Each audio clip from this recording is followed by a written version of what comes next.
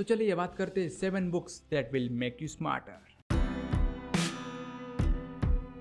Number 1, Sapiens by Yuval Noah Harari, a brief history of humankind. जो beginners है उन्हें मैं ये बुक बिल्कुल भी रिकमेंड नहीं करूँगा, क्योंकि ये बुक ज़रा डिफ़िकल्ट है, हार्ड टू रीड है और बहुत सारी चीज़ें जो हमें याद रखनी पड़ती है। बहुत ही हम सोचते हैं कि जो अफ्रीका से निकले थे वो कौन सी मानव जाति थी, या फिर जो मिडल ईस्ट से निकले थे वो सारे नाम याद रखना ज़रा मुश्किल लगता है। और जो जिन्हें पढ़ने की बिल्कुल आदत नहीं है वो उन्हें ये बुक शायद बोर कर दे। और इतनी हार्ड बुक पहले आप अगर उठाएंगे और उसके बाद आपको लगेगा कि यार रीडिंग बहुत बोरिंग होती है, तो मैं नहीं चाहता कि बहुत लोग ये रिकमेंड करते हैं कि बहुत सारे लोग सेपियंस रिकमेंड करते हैं, और ये सुनकर ऐसा ना हो कि बिगनर्स उस बुक को उठा ले और पढ़ना शुरू कर और बाद में वो बोर हो जाए और रीडिंग ही छोड़ दे। नहीं, पहले जैसे नवल रविकांत ने कहा था वैसे आपको करना चाहिए कि जो आपको पसंद है, जो आपकी इंटरेस्ट है वो बुक पढ़नी चाहिए। उसके बाद जो लोग रिकमेंड करते हैं, जो नेसेसिटी है, जो नेसेसरी है, ऐसे बुक पढ़ने चाहिए। तो बिगनर्स के लिए मैं बिल्कुल भी नहीं चाहूँगा कि सेपियंस पढ़े, हार्ड है। लेकिन बहुत सारी इसमें बातें हैं, फ़ोटोज़ वगैरह है, फैक्ट्स वगैरह बताए हैं जो आपको हैरान कर देगी और जो पढ़ने के बाद आपको बहुत थ्रिलिंग लगेगा। फॉर एग्जांपल, अगर आप चैप्टर पहला ही शुरू कर देंगे तो वहाँ पर एक बड़े पत्थर पर एक किसी ने ऐसा पंजा मारा हुआ दिखाई देगा। तो नीचे कैप्शन में बहुत अच्छी तरीके से युवल नोआ हरारी लिखते हैं कि 30,000 साल पहले का वो फ़ोटो है और कोई कह रहा था कि मैं यहाँ था। तो वो पढ़कर बहुत ही अच्छा लगता है। ऐसी इंटरेस्टिंग बातें इसमें लिखी हुई है और मानव जाति कैसे शुरू हुई, उनका कैसा इवोल्यूशन हुआ और कैसे हम पिछले 70,000 साल से कैसे जीते आ रहे हैं। इससे हमें ये पता चलता है कि हम ऐसे क्यों हैं। जैसे कि मुझे एक book how to make friends and influence people, इस बुक के चैप्टर 1 में डेल कार्नेगी ने बहुत अच्छी तरीके से एक बात बताई है, वो याद आ रही है कि आपको ये याद रखना है कि you are dealing with people, you are dealing with creatures of emotions not logic. तो हम ऐसे इमोशनल क्यों हैं और हम ऐसा क्यों बिहेव करते हैं जैसे कि हम हैं। तो ये सेपियंस में आपको बहुत अच्छी तरीके से आपको समझ में आएंगे। ऐसे माइंड ब्लोइंग फैक्ट्स इसमें बताए गए हैं कि जिसे पढ़कर आपका माइंड पूरी तरीके से हिल जाएगा और आपको सोचने पर ये बुक मजबूर करेंगे। और हर वो बुक जो आपको सोचने पर मजबूर करती है वो आपको स्मार्ट बनाती है। इसलिए इन सारे बुक्स को मैंने आज इकट्ठा किया है। सेकंड जो बुक है वो है a short history of nearly everything by Bill Bryson. इस बुक के बारे में पहले भी बात कर चुका हूँ मैं, और अगर अगले 1000 वीडियो भी निकलेंगे तो 1000 वीडियो में इस बुक के बारे में बात करूँगा, क्योंकि बहुत ही पसंदीदा मेरी बुक है, बहुत ही अच्छी है, माइंड ब्लोइंग बुक है। सेपियंस की तरह ये हार्ड टू रीड नहीं है। बिल ब्राइसन ने बहुत ही सिंपल लैंग्वेज में बहुत ही अच्छी तरीके से और सबसे ज़रूरी बात ह्यूमरस स्टाइल में ये बुक लिखी है। इसमें एक बहुत इंटरेस्टिंग बात मुझे पता चली कि हमें और बहुत लोगों का ऐसे सवाल गिरता होगा कि हमारी सोलर सिस्टम या फिर हमारी धरती नष्ट हो सकती है क्या, अगर होगी तो कैसे होगी।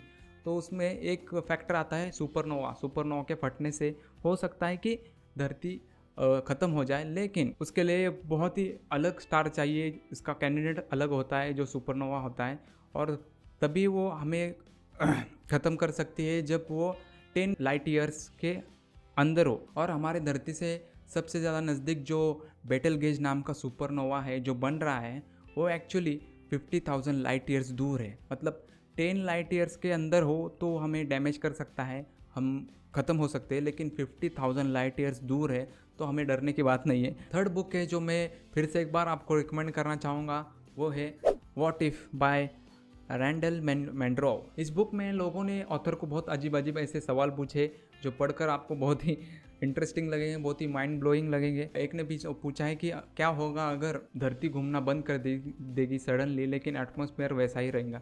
तो उसको बहुत अच्छी तरीके से साइंटिफिक तरीके से ऑथर ने एक्सप्लेन किया है कि क्या होगा। अचानक से 1000 किलोमीटर पर आवर की स्पीड से हवाएं चलने लगेगी जो हमारे बिल्डिंग्स यहाँ तक कि हमें भी उखाड़ कर लेके जाएंगी। ऑलमोस्ट 95% या फिर 90% से ज़्यादा पॉपुलेशन ख़त्म हो जाएंगे। इक्वेटर से 42 डिग्री ऊपर है और इक्वेटर से मतलब नॉर्थ में है, और इक्वेटर से साउथ में 42 डिग्री है।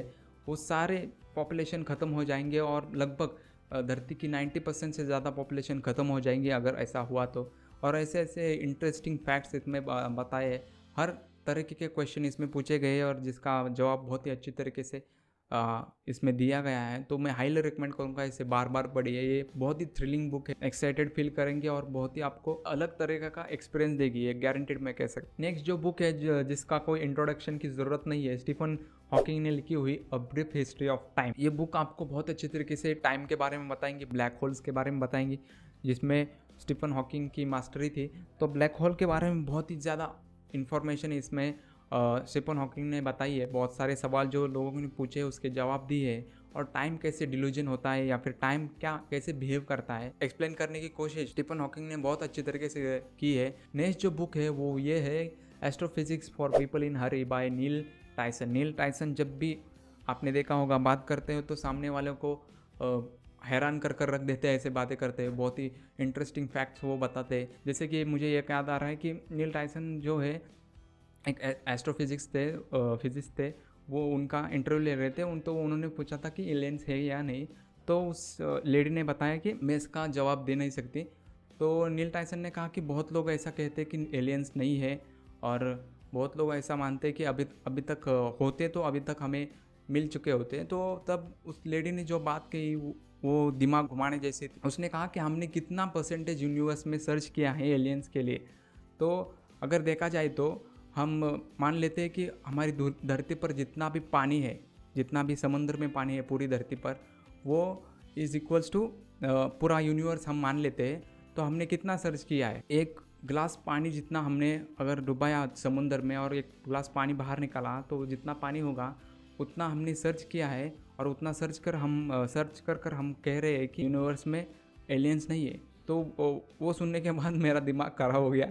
तो ऐसे इंटरेस्टिंग फैक्ट्स बताते हैं पीपल इन हरी, मतलब जिन्हें एस्ट्रोफिजिक्स के बारे में बहुत जल्दी सीखना है और बहुत कुछ जानना है। तो एक शॉर्ट बुक है जो आपको एक आइडिया दे देगी कि एस्ट्रोफिजिक्स क्या होता है। ये बुक मैंने किंडल पर पढ़ी है, माइंड ब्लोइंग बुक है और इसे मैं बार बार पढ़ना चाहूँगा। नेक्स्ट बुक है moon walking with Einstein by Joshua Foer. Actually ये बुक आइंस्टाइन के बारे में भी नहीं है और मून वॉकिंग के बारे में भी नहीं है। ये बुक है मेमोरी के बारे में, कैसे चीज़ों को याद रखे, क्या क्या ट्रिक्स है जिससे आपकी मेमोरी की पावर बढ़ जाए, क्या क्या वो टेक्निक्स है जिससे आप ज़्यादा चीज़ें कोई भी चीज़ हो वो याद रखें। हालांकि ये बुक मैंने पूरी तरीके से पढ़ी नहीं है, इसलिए मैं आपको इसके बारे में कुछ ज़्यादा नहीं बता सकता, लेकिन जितना भी पढ़ा है 20% से ज़्यादा पढ़ा है वो मुझे माइंड ब्लोइंग लगा, इसलिए मैं एक रेकमेंड कर रहा हूँ। लास्ट बुक है जो बहुत लोगों को पता है और जो माइंड ब्लोइंग है वो है think and grow rich by Napoleon Hill. ये बुक हमारे माइंडसेट के बारे में बात करती है, बर्निंग डिज़ायर जो होता है उसके बारे में बात करती है,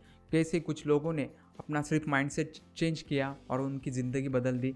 ये सब कुछ इसमें बहुत अच्छे तरीके से एग्जाम्पल के साथ हमें एक्सप्लेन किया है। खास कर एंड्रू कार्नेगी जो 20th सेंचुरी के बहुत बड़ा सबसे अमीर इंसान थे, उनके बारे में उनका इंटरव्यू लेकर बहुत सारी चीज़ें एक्सप्लेन की है। हालांकि बहुत लोग ऐसा कहते हैं कि नेपोलियन हिल झूठ बोल रहे हैं, उन्होंने एंड्रू कार्नेगी का कोई इंटरव्यू वगैरह नहीं लिया था, लेकिन जहाँ तक मैंने पढ़ा है मुझे तो ऐसा लगता है कि उन्होंने वाकई में इंटरव्यू लिया था, बहुत कुछ उनके बारे में जान लिया था। ये बुक लिखने के लिए उनको शायद 20 साल से ज़्यादा टाइम लगा, ऐसा उनका कहना है, और बहुत ही अच्छी ब्यूटीफुल बेस्ट सेलिंग बुक है और क्लासिक में आती है। तो यही ये 7 बुक है जो मैं आपको हाईली रिकमेंड करूँगा पढ़ने के लिए। Thank you so much for watching this video, bye for now.